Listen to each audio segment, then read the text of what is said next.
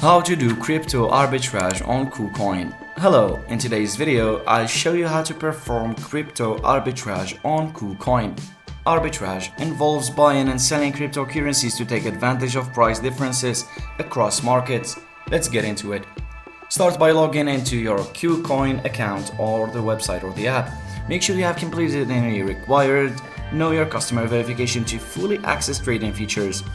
Look for price differences between various trading pairs on Kucoin. For example, compare the price of Bitcoin against different altcoins on different markets. You can use tools or websites that track price differences to spot opportunities.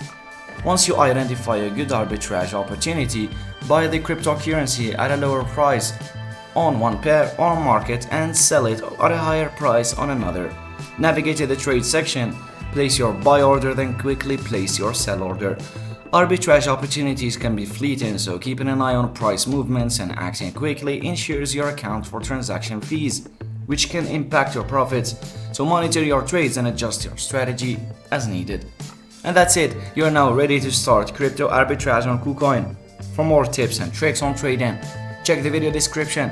Thanks for watching and see you in the next video.